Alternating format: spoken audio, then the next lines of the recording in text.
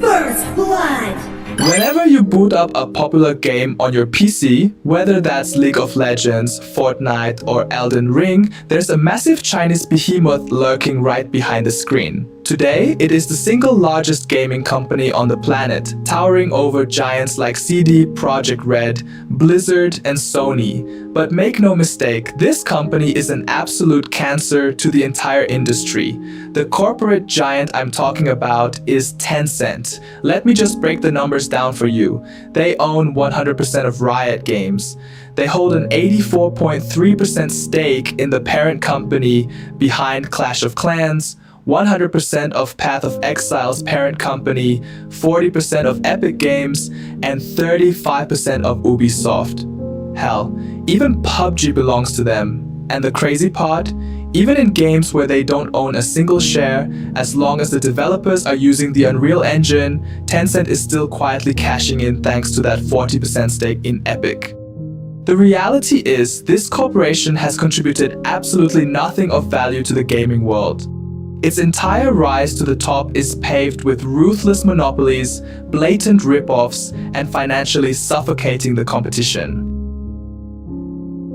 Back in 1999, Tencent was nothing but a tiny tech startup. Around that time, an Israeli company called Mirabilis had just developed ICQ, the world's very first instant messaging software. Tencent's founder, Pony Ma, essentially copy-pasted the software source code and product design, named his own blatant rip-off OICQ, and launched it right away. Just like that, China had its first instant messenger. Unsurprisingly, this move got them sued by AOL, ICQ's parent company. After losing the lawsuit, Tencent was forced to rename their software to QQ, but the damage was already done. Back then, the Chinese internet market was an entirely untapped frontier for instant messaging. Riding the wave of QQ, Tencent scooped up a massive pool of early social media users, becoming the undisputed king of the social networking space practically overnight. Fast forward to 2003. A Chinese company named Orgame launched an online platform for traditional card and board games. In a country with a deep-rooted history of playing these games, it was a massive hit. Orgame boasted 200 million registered users with 15 million active players every month. They absolutely dominated, holding 85% of the entire market. Tencent, of course, wanted a piece of that highly lucrative pie. So, they launched the QQ Games platform, and when I say they copied our game, I mean they made a pixel-perfect clone of it. The interface, the UI, the features, they ripped off everything. Then, they simply used QQ to funnel their massive user base straight into their new gaming platform. By this point, QQ had been growing for a few years, and had already amassed hundreds of millions of users. And the thing about social apps is that they have an insane network effect.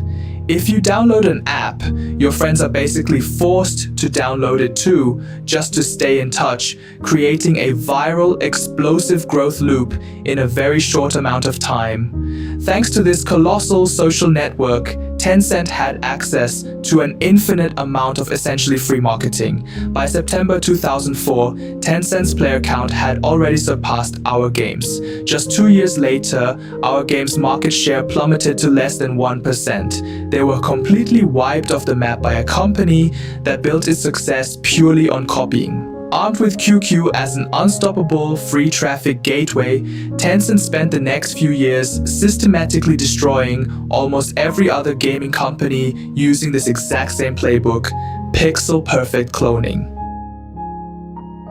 In 2004, a South Korean game by Nexon called Crazy Arcade was taking Asia by storm. Tencent's response, they rushed out QQ Arcade. It was a blatant rip-off. The gameplay, the controls, even the item designs were practically identical. Nexon immediately slapped them with a copyright infringement lawsuit. But because early Chinese laws offered exactly zero protection for gameplay mechanics, Tencent walked away from the courtroom victorious. But they were just getting started. In 2006, Nexon launched KartRider, a racing game that exploded in popularity worldwide.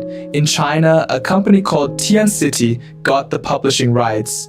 To give you an idea of how massive this was, at the time, 1 in every 4 computers in China had KartRider installed. Tencent's reaction? Another pixel-perfect clone.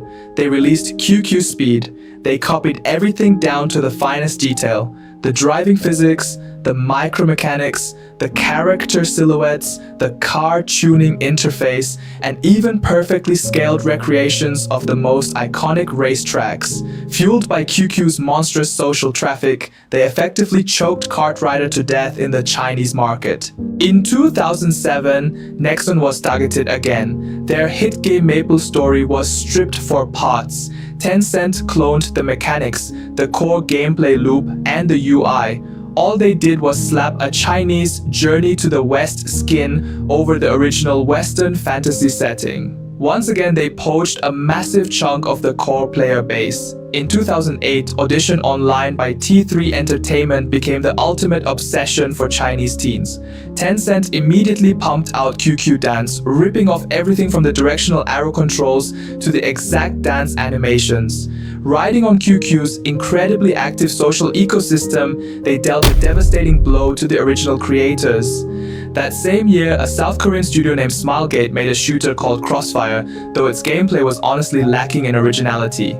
So Tencent swooped in, bought a controlling stake, and simply ordered them to clone the gunplay mechanics and maps from Counter-Strike 1.6. Using their massive traffic network, Tencent positioned it as the localized replacement for CS. The list goes on and on, rinse and repeat. Rely on pixel-perfect cloning, exploit their massive social user base for zero-cost marketing, and monopolize every single gaming genre that had already been proven profitable by the market. They drove countless startups straight into the ground. On top of this, they went on a massive shopping spree, aggressively buying up the exclusive publishing rights for overseas hits like Dungeon Fighter Online and PUBG. By doing this, they legally banned competitors from running similar products domestically, cementing a de facto monopoly. Through industrial-scale plagiarism and free marketing, Tencent evolved into an absolute monopoly in the Chinese gaming space. And here's the kicker, they don't innovate. The moment a new game proves successful, Tencent just creates an identical replica, blasted through QQ's massive megaphone, and wipes another startup off the face of the earth. And the law? The law couldn't touch this corporate bully. The Nanshan District Court in Shenzhen handled a mountain of copyright lawsuits against them. But because Tencent pays an astronomical amount of taxes every year, the local courts have historically always ruled in their favor, allowing the company to run wild and do whatever they please for years. But this nightmare wasn't just limited to gaming. Tencent's parasitic cloning infected every corner of the internet. Bandai made the Tamagotchi, Tencent made QQ Pet, Sogu made a popular typing keyboard, Tencent made QQ Pinyin. When the Chinese internet was booming and Qihoo 360 dominated with its free antivirus software, Tencent just dropped QQ PC Manager. They wanted the music market, they launched QQ Music, mobile maps, Tencent Maps. It reached a point of absolute absurdity. There was a small startup that built a handy little mobile app for transferring files quickly over Wi-Fi. Within days, Tencent literally hard-coded the exact same feature directly into the mobile QQ app, bankrupting the startup almost instantly. Back then, a chilling question circulated among Chinese internet entrepreneurs. Your product is great, but what are you going to do when Tencent copies you? Years of unchecked plagiarism and monopolistic bullying eventually caught up with Tencent, triggering what is now known in Chinese tech history as the infamous 3Q War. But before we get to that massive showdown, there's a crucial little side quest you need to know about. Back in 2007, the desktop version of QQ was an absolute bloated mess. It was infested with aggressive adware, rogue pop-ups, and crucially, it didn't let you see a user's real IP address. a flaw that countless scammers exploited to defraud people. Enter a university professor named Chen Shoufu, who went by the online handle CoralBug. He developed a modified third-party version of QQ. It stripped out all the obnoxious ads, revealed real IP addresses, and ran infinitely better. Because it was completely free and offered a vastly superior user experience, CoralBug QQ went viral, racking up tens of millions of downloads. When Tencent realized this guy was cutting into their ad revenue, they didn't just send a cease and desist. They called the local police, had Chen arrested in Shenzhen, and unleashed their corporate legal team on him. They successfully pushed for a massive sentence, locking him up in prison for 3 years. Let that sink in. A programmer was thrown in jail simply because he helped users block rogue ads. It was a stark reminder that the law was strictly enforced only when it benefited the giant. This incident made Tencent's public image more detestable than ever. Which brings us to 2010. Qihoo 360, the cybersecurity company I mentioned earlier, realized Tencent had cloned their antivirus software into QQ PC Manager and was actively trying to use their social traffic to kill them off. Refusing to go down without a fight, 360 launched a counteroffensive. They released a tool called 360 Privacy Protector, designed specifically to monitor QQ's behavior. What they found and revealed to the public was terrifying. They presented hard evidence showing that whenever a user had QQ open, the software was secretly, frantically scanning every single hard drive on their computer. It was digging through folders, private photos, work documents, and browser histories in the background. Tencent's official excuse? They claimed they were just scanning for Trojans. Nobody bought it. The reality was clear. Tencent was essentially spying on everyone. Right after that, 360 dropped the nuclear option, a tool called QQ Bodyguard. This neat little program completely blocked all of QQ's pop-up ads, news feeds, and game promotions. It was a direct strike at Tencent's throat, cutting off their main revenue streams. Tencent panicked, and in response they made the most arrogant, unhinged decision in the history of the Chinese internet. On November 3rd, 2010, every single QQ user received a mandatory notification. Tencent declared that anyone who had Qihoo 360 software installed on their computer would be completely locked out of QQ. You had to choose one or the other. Overnight, the country's internet plunged into paralysis and chaos. You have to understand, QQ was the national communication tool. There were zero alternatives on the market. WeChat, which everyone uses today, wouldn't even be invented for another 6 months. Millions of office workers were suddenly forced to uninstall their 360 antivirus software, leaving their PCs completely unprotected, just so they could get back on QQ to curse Tencent's name. The war escalated to the point where it almost caused legitimate societal disruption. It got so bad that the Chinese government finally had to step in, force a ceasefire, and make both corporate giants issue public apologies. After the dust settled on the 3Q war, Tencent's reputation was basically radioactive. We're talking widespread organic boycotts from both everyday netizens and startups who actively refused to touch their products. Realizing just how deeply despised they were, Tencent knew they had to pivot. So, after 2011, they dialed back the blatant cloning and transformed themselves into the world's largest gaming investor. They started throwing unbelievable amounts of money at the global game industry. When mobile games like Dota blew up and Tencent couldn't quite build a successful competitor from scratch, they just whipped out their checkbook. They bought a 70% stake in Riot Games, the creators of League of Legends, eventually acquiring 100%.